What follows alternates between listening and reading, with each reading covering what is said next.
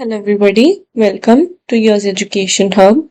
So, in the last class, we completed chapter number 6, and today we are going to do chapter number 7, which is Beauty and the Beast by the author R.K. Narayan.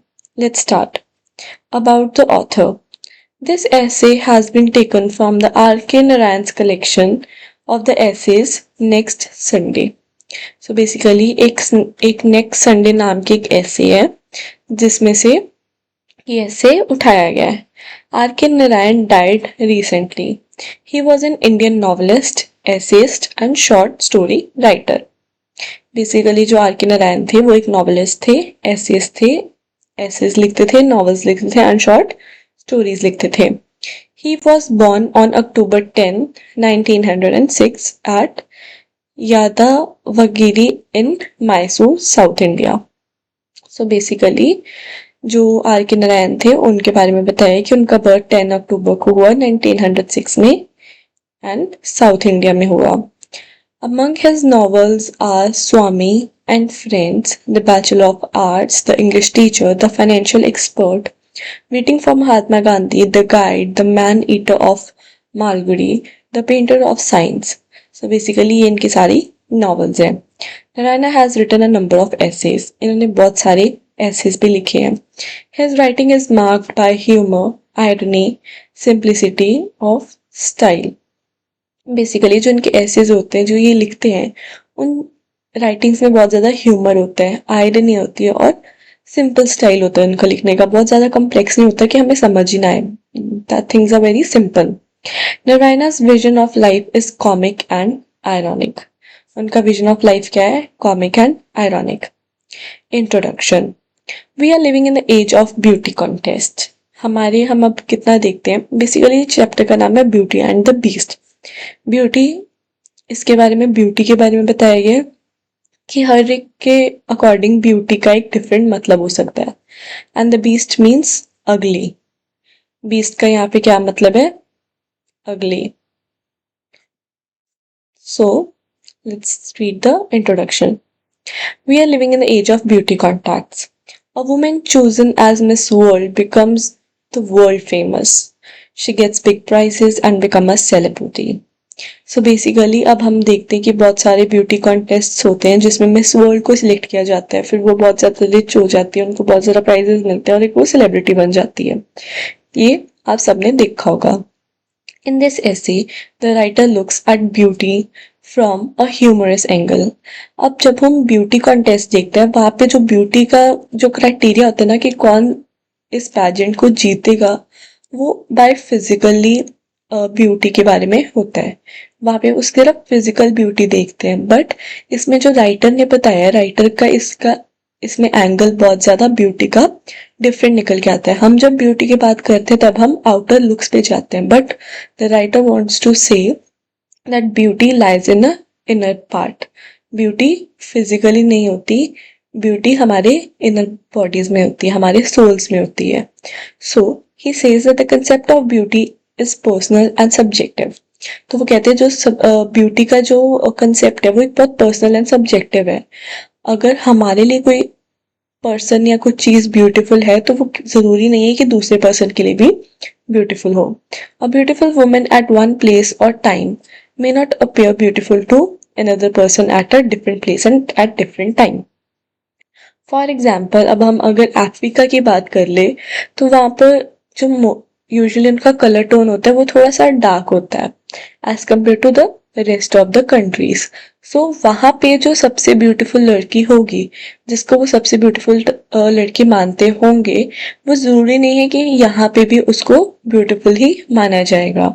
So it's not about the tone of the human, it's about the beauty. कि वहाँ पे ये जो tone है, उनकी जो dark tone है, उनको बहुत प्रेज किया जाता है. अफ्रीकन्स की डार्क टोन को बहुत ज़्यादा प्रेज किया जाता है. बट ज़रूरी नहीं है कि अगर वहाँ पे कोई एक लेडी जो है जिसको सारे सुंदर मानते हो, उसको हम भी सुंदर माने. अब कई लड़कियां पियर्सिंग करवाती हैं, कोई नोज पियर्सिंग कराती है, कोई ईयर पियर्सिंग कराती है, कोई लिप्स पे पियर्सिंग कराती हैं. सो ज़रूरी नहीं है कि अगर उनके कल्चर में, अगर उनके वहां पे वो चीज को सुंदर माना जाता हो तो हमारे यहाँ पे भी माना जाता हो.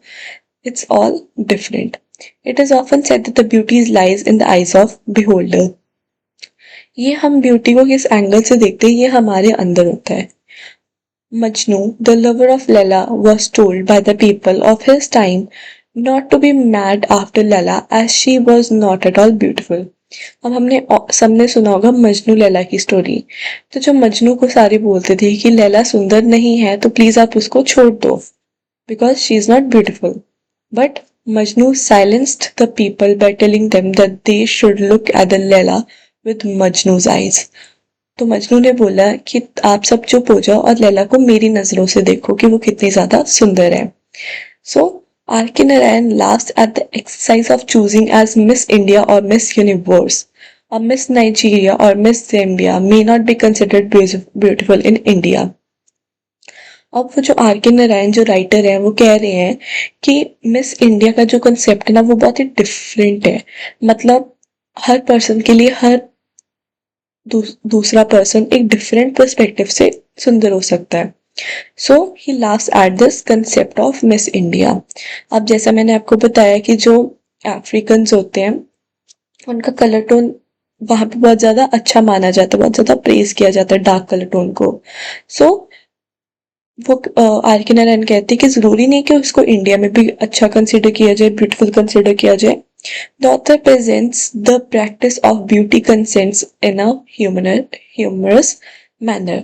Basically R.K. नारायण को ये कंसेप्ट ऑफ मिस इंडिया या जो ब्यूटी कॉन्सेप्ट कंटेस्ट होते हैं उनको ये आइडिया पसंद नहीं है बिकॉज दे थिंक कि हर पर्सन अपनी तरह से ब्यूटीफुल होता है. जरूरी नहीं है कि अगर एक पर्सन को मैं ब्यूटीफुल लग रही हूँ तो दूसरे पर्सन को भी मैं beautiful लगूं.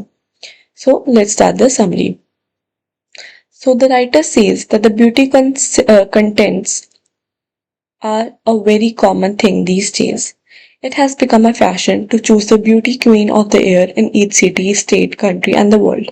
But the rule of selected beauty queen is limited in the time and place. वो कहते हैं कि जो ब्यूटी कंटेस्ट हैं वो बहुत ज़्यादा कॉमन हो चुके हैं एंड इसमें क्या करते हैं इन्होंने बताया है कि इन कंटेस्ट में जो लड़कियां होती हैं उनको डिफरेंट सिटीज में डिफरेंट स्टेट्स में अपने अपने कंट्रीज में ब्यूटी क्वीन का नाम दिया जाता है. बट इनका जो सिलेक्शन वो कहते हैं बट इनका जो सिलेक्शन की जो चीज़ है उसका टाइम और प्लेस बहुत ज़्यादा लिमिटेड होती है. अब ये एग्जाम्पल देते हैं. For example the beauty queen of this year will be forgotten during the next year. The beauty queen of one place of Shimla or California will not be recognized as the beauty queen in the another place. We may have the beauty queen selected for each month. That queen will not be looked at when the month is over. All this indicates that the appearances are short-lived. So, इन्होंने एक बहुत अच्छी example दी R.K. Narayan ji ने. वो कहते हैं कि कोई पर्सन कितना सुंदर है ये उसकी जो फिजिकल अपीयरेंस के ऊपर जो उसकी सुंदरता है ये ज्यादा देर तक टिकती नहीं है. इनर जो ब्यूटी होती है वो लाइफ लॉन्ग चलती है. जो उसका अच्छा सोल होता है, जो पर्सन का जो ब्यूटीफुल सोल होता है वो लाइफ लॉन्ग चलता है. बट फिजिकल ब्यूटी को सब भूल जाते हैं. आज अगर एक ब्यूटी कंटेस्ट हुआ है एंड उसमें एक मिस ब्यूटी क्वीन को चुना गया है, अगर महीने बाद फिर कोई कंटेस्ट होगा तो वो पुराने को भूल जाएंगे एंड नए को वो याद रखेंगे. अगर शिमला में कोई एक ब्यूटी क्वीन है या एक इंडिया में कोई ब्यूटी क्वीन है तो जरूरी नहीं है कि वो अमेरिका में भी सेम ही ब्यूटी क्वीन हो. So basically he wants to again I am telling you he wants to say that beauty physical beauty doesn't means the person is beautiful for all. एक पर्सन के लिए वो beautiful हो सकता है but दूसरे के लिए नहीं. According to Tamil proverb, even the cow considers her young one to be very beautiful. अब एक तमिल में एक लाइन बोलते हैं कि जो एक काव होती है उसको भी जो अपना बच्चा होता है वो भी बहुत ज्यादा ब्यूटीफुल लगता है. It means a mother finds beauty in her child. Others may not find the same child beautiful. This beauty may not be by face alone. This beauty may be the found in the child's action and qualities. अब वो कहते हैं कि suppose कोई एक छोटा सा बच्चा है जो अभी कुछ ही मंथ्स का है, अभी उसको बोलना भी नहीं आता, और वो कुछ टॉयज के साथ खेलता है या कुछ भी करता है, तो उसके मदर को लगता है कि मेरा बच्चा कितना सियाना है, मतलब ये बोलने की कोशिश करता है, ये इतना कुछ करता है, मेरा बच्चा तो सबसे अच्छा है। बट कोई अगर दैट मदर विल थिंक कि मेरा बच्चा तो टॉय से अभी से ही खेलना स्टार्ट हो गया, या मेरा बच्चा तो अभी से ही मामा करना स्टार्ट हो गया, तो वो कितना इंटेलिजेंट है, मतलब कितना समझदार है। बट अगर कोई और पर्सन उसको देखेगा, कोई स्ट्रेंजर उसको देखेगा, तो वो उसको उसका बच्चा इंटेलिजेंट तो कहीं किसी एंगल से नहीं लगेगा, बिकॉज ज़रूरी नहीं है कि उसकी परसेप्शन भी उस बच्चे के लिए सेम हो एक स्ट्रेंजर की जो उसकी मदर की है। सो एक मदर को अपना बच्चा ब्यूटीफुल लग रहा है, बट किसी स्ट्रेंजर को वो सेम चीज़ नहीं लग रही। So the beauty is a subjective concept. जो ब्यूटी होता है वो एक बहुत ज़्यादा सब्जेक्टिव कंसेप्ट होता है। Parents often find their little child lying in the cradle to be the most beautiful creature in the world. Parents are often heard boasting of the great qualities of their little children. They say that their child in the cradle is very smart, beautiful, and mischievous, although he lies flat on the back and kicks his legs in the air. They become careful when their children is 5 or 6 years old. Some parents point to their babies lying in the cradle and say that they are very cute. The beholder would not like to disagree even if the baby is not cute. He would agree with the parents just to please them. So basically जैसा मैंने आपको अभी बताया कि एक बच्चा, मतलब वो कुछ भी कर रहा है, अगर वो टॉय से भी खेल रहे हैं या वो अपनी लेग किक भी कर रहा है एयर में, वो सिर्फ लेटा ही है, तो उसकी मदर को लगेगा मेरा बच्चा कितना सुंदर है, कितना स्मार्ट है, कितना ब्यूटीफुल है।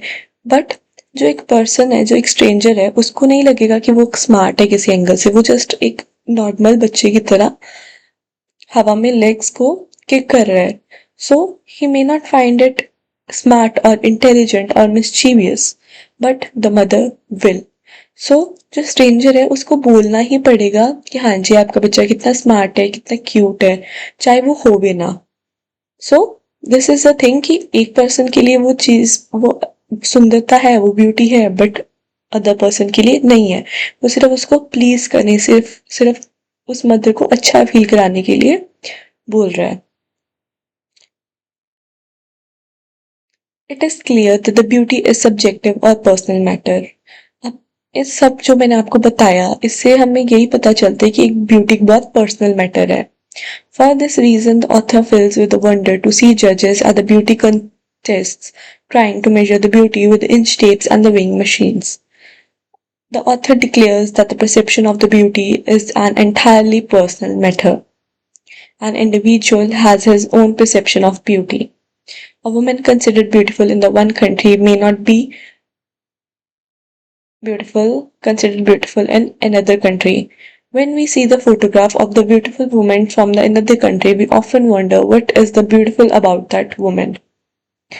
So basically, इसमें वो कह रहे हैं कि जो ब्यूटी कंटेस्ट होते हैं ना, उसमें एक लड़की को टेप से, विंग मशीन से ब्यूटी का टैग दिया जाता है।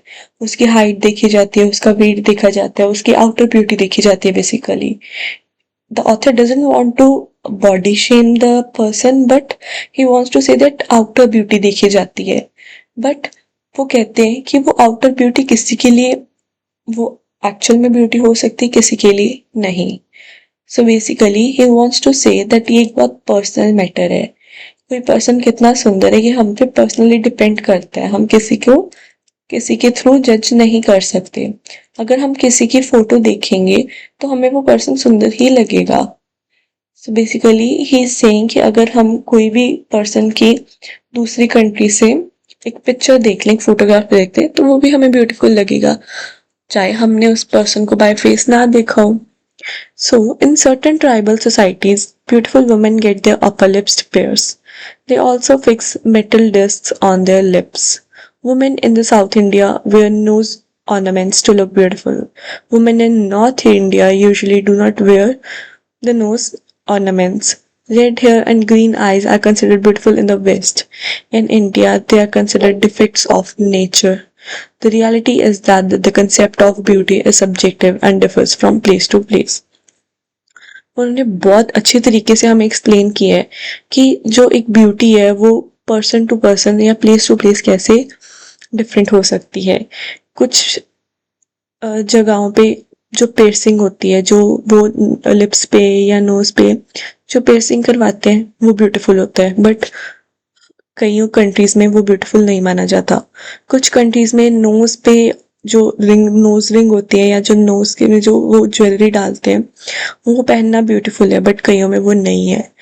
जो वेस्टर्न साइड्स हैं वहाँ पे रेड हेयर्स, ग्रीन आईज, ये सबको सुंदर माना जाता है, बट हमारे इंडिया में इसको डिफेक्ट ऑफ नेचर मीन्स कि वो पर्सन सुंदर नहीं है ऐसा एज्यूम किया जाता है। So basically he again wants to say that the beauty of beauty is subjective and personal. Real beauty is not found only in a perfect figure, it is found in features also. Even in the judgment of the features, people disagree. It is not possible to know one's perception of the beauty through the photograph. The camera cannot be the absolute instrument of perception. Sometimes people look better than their photographs, and sometimes photographs looks better than the photographed. So basically the author wants to say that जो एक camera में photo ली जाती है, जो एक photograph ली जाती है, वो अब कई लोगों की पिक्चर्स अच्छी आती हैं, वो एक्चुअल में सुंदर नहीं होते, बट कई लोग होते हैं वो एक्चुअल में सुंदर होते हैं बट उनकी पिक्चर्स अच्छी नहीं आती। So basically he wants to say एक फोटोग्राफ से नहीं पता चल सकता कि एक पर्सन कितना सुंदर है या कितना नहीं। Real beauty is not found only to in a perfect figure. जरूरी नहीं है कि अगर एक पर्सन की एक परफेक्ट फिगर है या मतलब उसकी उसका फेस, उसकी बॉडी, उसकी हाइट, उसका वेट, सब कुछ अगर परफेक्ट है तो वो पर्सन परफेक्ट है, वो पर्सन सुंदर है। This is not the real beauty. So, a boy wishing to marry a girl refuses to be convinced about the beauty of his would be pride by looking at the beautiful photograph. He wants to see the girl. When he sees the girl in her parents' house, good manners prevent him from looking at the girl very closely. But if the marriage with the same girl is settled, the boy has no regrets. He has no doubt that he has made a right choice. When he has lived with a woman, the beast, he begins to find the beauty in her, which he may not have found in the early in the beginning. So basically he wants to say that अगर कोई शादी के लिए कोई लड़का एक लड़की की पिक्चर देखता है, एक फोटोग्राफ देखता है, तो फोटोग्राफ में लड़की ऑब्वियसली सुंदर लगती है, बट ही वांट्स कि मैं उसको रियलिटी में देखूं। जब हम रिश्ता देखने घर पे जाते हैं तो यूजुअली बहुत सारे लोग आसपास होते हैं तो लड़का शर्मा के लड़की की तरफ नहीं देख पाता, उसकी फीचर्स को नहीं देख पाता, उसकी नोज कैसी है, उसकी लिप्स कैसी है, उसकी आईज कैसी है, वो नहीं इतने अच्छे से देख पाता, बट वो रिग्रेट बाद में नहीं फील करता कि एटलीस्ट उसने सामने से उस लड़की को देखा एंड उसको पता है कि वो किससे शादी करने जा रहा है। एट द एंड उसको कोई रिग्रेट नहीं होता। When he has lived with a woman, the beast, he begins to find the beauty in her which he may not have found in her beginning. This is quite true. Otherwise, the only beauty queens or some beautiful girls would get married. Other girls will have no chance marrying and settling in life. अब वो कहते कि जो कि जब वो लड़की देखते हैं उनके नजरिए से वो लड़की अगर सुंदर होती है तो वो उसको कोई कोई भी उसको अगली नहीं बोल सकता, कोई भी उसको खराब नहीं बोल सकता।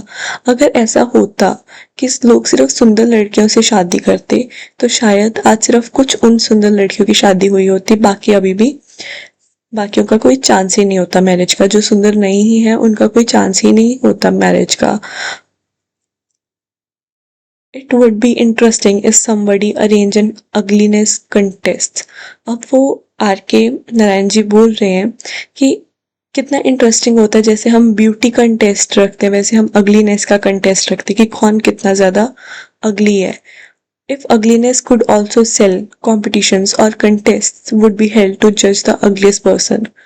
अगर जो बदसूरती है मतलब जो पर्सन सुंदर नहीं है अगर उसका कंटेस्ट होता तो वो जजमेंट कैसी होती। Then the physical features which people normally hate would be the fashion. जिन लोगों को वो अगली फेसेस अच्छे नहीं लगते, अगर वो अगलीनेस कंटेस्ट होते तो वही एक फैशन बन जाता. Advertisers and other sellers of the goods may begin to advertise their goods by stating that they could make people look like devil. अगर कोई एडवर्टाइजमेंट होती है, कोई सामान बेच रहा होता, तो वो ये ना बोलता कि हम एक पर्सन को सुंदर बनाएंगे, हम एक पर्सन को ब्यूटीफुल बनाएंगे, बल्कि वो ये बोलता कि हम एक पर्सन को डेविल कैसे बनाएंगे, अगली कैसे बनाएंगे. A manufacturer may advertise to say that he could make the people look like a tub. A railway or transport company may advertise that they can change a traveler into oak. Filmmaking companies may look at the ugliest looking heroes and heroines. अब वो कहते हैं कि अगर ugliness का contest होता तो जितनी भी एडवर्टीजमेंट कंपनीज हैं या जितनी भी मैन्युफैक्चरर्स हैं या जितने भी ट्रांसपोर्ट वाले हैं वो क्या करते, वो गंदे लोगों को ढूंढते. जितने भी फिल्म मेकिंग कंपनीज हैं वो गंदे लोगों को ढूंढती, गंदे अगली दिखने वाले लोगों को ढूंढती as a hero and heroine. वो सोचते हैं कि अगर ऐसा अगलीनेस का कंटेस्ट भी होता तो ये सिनेरियो पूरा ही डिफरेंट होता. Some firms may give the big prize to those having the bulbous nose or thin heads. People with the bulbous nose and trapping heads will be sought after. People with such ugly nose and thin heads would be the sign for films. वो कह रहे हैं कि अगर ऐसा ugliness का contest भी होता तो शायद आज सिनेरियो कुछ और होता एंड जो फिल्म में लोग होते उनके चेहरे कुछ और ही होते, वो सुंदर ना होते बल्कि वो अगली होते. So basically R.K. Narayan ji only wanted to say that the beauty doesn't lies in the physical part, but it lies in your soul. It lies in your inner part. The person should be beautiful by his or her soul. Physical चाहे person कैसा भी हो वो किसी ना किसी के लिए सुंदर होगा ही होगा. अगर एक के लिए सुंदर नहीं है तो शायद दूसरे के लिए सुंदर होगा, अगर दूसरे के लिए नहीं है तो शायद तीसरे के लिए सुंदर होगा, अगर किसी के लिए नहीं है तो वो अपनी मदर के लिए तो जरूर ही सुंदर होगा. So he just wanted to say that physical beauty matter नहीं करती, हमारी इनर ब्यूटी मैटर करती है. So this was it for the chapter. Next chapter we will do at the next class. Thank you.